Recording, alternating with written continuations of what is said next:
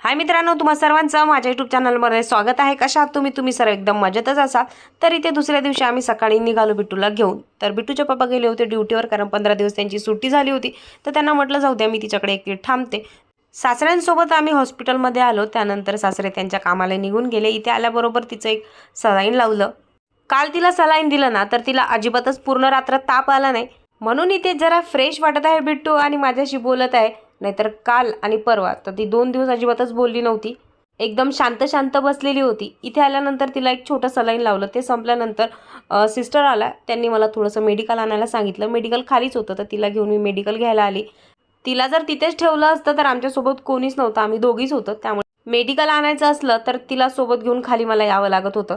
वर गेलो, त्यानंतर सिस्टरनी तिला मोठं सलाईन लावलं। मोठं सलाईन लावल्यानंतर तिला आला ताप। मग ते सलाईन त्यांनी काढून बाजूला ठेवलं, तिला औषध दिली। तिने थोडासा आराम केला। ताप कमी झाल्यानंतर ती उठली। त्यानंतर ती तिच्या फ्रेंडसोबत इथे खेळत होती। इंजेक्शन ही तिला इंजेक्शन देत होती आणि ती छोटी हिला इंजेक्शन देत होती। दुपारी मग तिचे पप्पा देखील आले। मुलांना जर बरं नसेल ना, तर आई वडिलांचे हाल एवढे बेहाल होतात, तुम्हाला काय सांगू। कारण माझी एवढी बोलणारी मुलगी 2 दिवसापासून अजिबात बोलत नव्हती, खेळत नव्हती। थोडा वेळ तिचे पप्पा बसले, त्यानंतर ते ड्युटीला निघून गेले। हॉस्पिटलमध्ये कधीच येऊ नये, कारण की मला तर अजिबातच हॉस्पिटलमध्ये आवडत नाही। पण आता काय करणार, बिट्टूपेक्षा तर माझ्या चेहऱ्यावर 12 वाजले होते।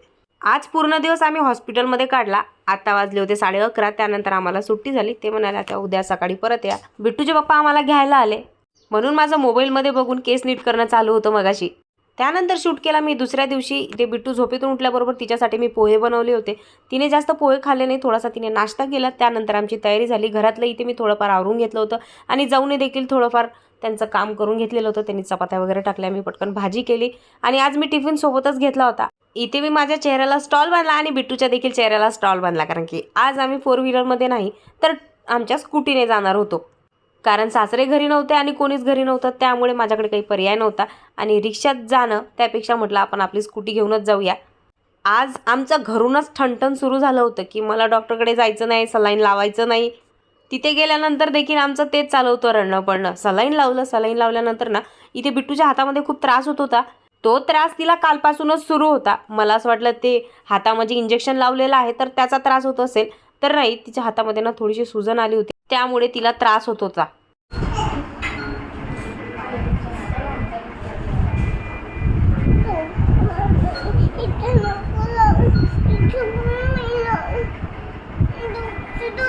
हो ना। सिस्टरने इथे तिचं सलाईन काढलं, थोडा वेळ तिला थांबवलं। त्यानंतर परत ते एका रूममध्ये घेऊन गेले आणि तिच्या राईट हँडचं जे लावलेलं सलाईन होतं ते काढलं आणि लेफ्ट हँडमध्ये ते सलाईन लावलं। बिट्टू एवढी रडत होती, तिचं ते रडणं ऐकून मी देखील बाहेर रडत होती, कारण की मी खूप सेन्सिटिव्ह आहे, मला लगेच रडायला येतं।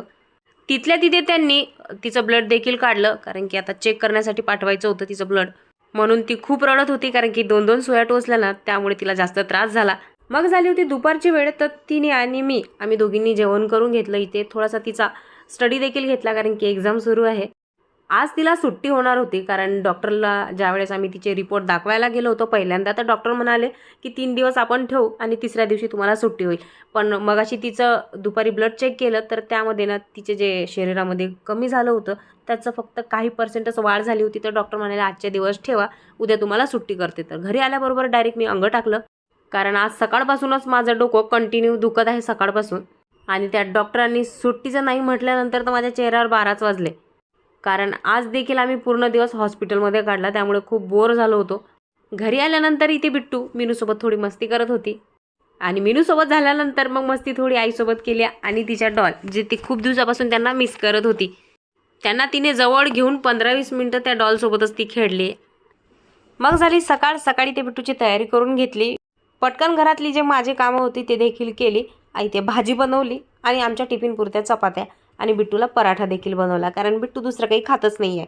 आज हॉस्पिटलचा 4था दिवस। खरं तर आज माझी जायची इच्छा नव्हती आणि बिट्टूने तर बिचारीने कालपासूनच चेहऱ्यावरती 12 वाजवलेत की मला जायचं नाही, आणि आजही तिचं तेच गाणं सुरू होतं। पण मी तिला प्रेमाने समजून सांगितलं की बेटा, आजच्या दिवस आपल्याला जायचं आहे, आज आपल्याला सुट्टी भेटणार, असं मी तिला तयार केलं। टिफिनसाठी चपात्या बनवल्या, त्या थंड्या होत आहे ना, तोपर्यंत म्हटलं आपण आपली तयारी आवरून घेऊया. तर बिट्टूचं इथे माझ्या मागे रडणं चालू होतं की मला मम्मी जायचं नाही आहे, इंजेक्शन लावायचं नाही आहे, सलाईन लावायचं नाही आहे. कारण की एवढे छोटे मुलं, किती आपल्यालाच त्रास होतो इंजेक्शनाचा, ते तेवढी लहान आहे, तिला किती त्रास होत असेल हा तिला माहीत. पटकन टिफिन पॅक केला आणि पिशवीमध्ये भरून घेतला. पिशवीमध्ये आमचं बेडशीट, चादर आणि जेवणाचं सामान, पाण्याची बॉटल हे सर्व भरून ठेवलेलं होतं. फक्त बस आता टिफिन ठेवला की आम्ही निघायचं. आज पण मी बिट्टूला घेऊन स्कूटीवरच जाणार होते. बिट्टू तिच्या दादीसोबत गप्पा करत होती, तोपर्यंत म्हटलं चला वॉशिंग मशीनच लावून टाकते, कारण की सासूबाईला वॉशिंग मशीन लावता येत नाही आणि माझ्या व्यतिरिक्त ती वॉशिंग मशीन कोणीच लावत नाही. आणि आज आम्हाला फक्त डॉक्टरकडे सकाळी 3 तास आणि संध्याकाळी 3 तास असं जायचं होतं. मी म्हटलं मी येते, तोपर्यंत वॉशिंग मशीनमधले कपडे देखील धुवून होता. तर थोडासा टाईमपास करायला मी मीनूकडे देखील आली. तिची देखील ड्युटीवर जायची तयारी चालू होती. थोडासा टाईमपास केला आणि मग आम्ही हॉस्पिटलमध्ये आलो. इथे ना तिचं एक छोटं सलाईन संपलं, परत 500 mlचं सलाईन लावलं. ते अर्ध झाल्यानंतर आम्हाला घरी जायचं होतं. सिस्टरने घरी जायचं आहे असं म्हटल्यानंतर तर आम्ही खूप खुश झालो. घरी आलो. घरी आल्यानंतर टिफिन काढला, कारण की लगभग जेवायचा टायमिंग झाला होता, 2 वाजले. टिफिन घेऊन मी हॉलमध्ये आली तर तेवढ्यात गेट वाजलं. बिट्टूचे पप्पा देखील घरी आले. छान वाटत ना बिट्टू घरी? नाही, खराब वाटतंय. चल मग डॉक्टरकडे जाऊ आपण. नाही, छान नाही चल आता. एवढं बोर झालं ना, अरे बापरे. एकटा कुठे पिंपल्स बसले आणि हा पण येऊन बसला. काय रे बाबा, तुला यायचंच होतं का? आता कुठे पिंपल्स गेलेत रे माझ्या चेहऱ्यावरचे आणि डाग हळूहळू जाते. तुझे देखा क्यों नहीं गया मेरा सुख. पण काही म्हणा, आपलं घर ते आपलंच घर असते. घरी आल्यानंतर ना खरंच जीवात जीव आल्यासारखं वाटत होतं मला. नाही तर त्या हॉस्पिटलमध्ये बसून चेहऱ्यावर माझ्या 12 वाजलेले होते आणि बिट्टू जवळ बसलेली होती. बघता बघता 4:30 वाजले. मी इथे पटकनच आवरलं, कारण की आज आम्हाला परत संध्याकाळी जायचं होतं डॉक्टरकडे. तर पहिला चहा ठेवून घेतला, कारण की चहा पिला नाही की माझं डोकं चालतं, नाही तर माझं डोकं चालत नाही आणि मग सतत आळस देत राहते मी चहा जर पिली नाही तर. नाही जाऊया आपण डॉक्टरकडे, ओके? हे नाही काढायचं आहे का? असंच ठेवायचं आहे? दुखते खूप. काढून दुखते का? काढून दुखते. बरं ठीक आहे, तू बस तिथे, मी तयारी करते पटकन. हां,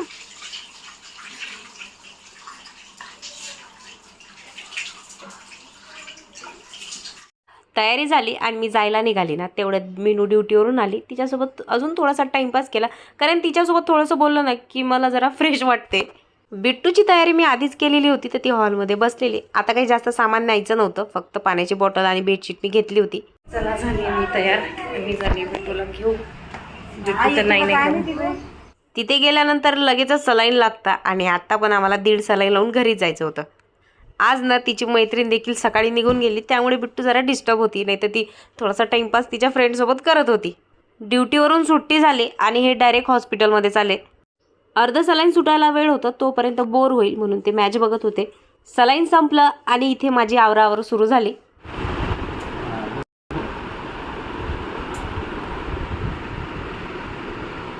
बंद कर नाही का?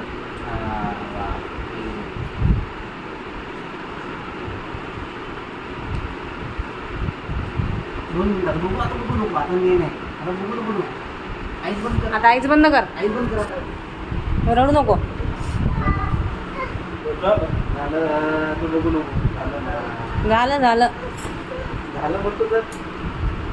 झालं ना, झालं. हळू काढायचं बाबा.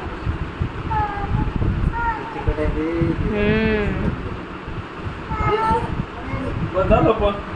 झालं झालं झालं.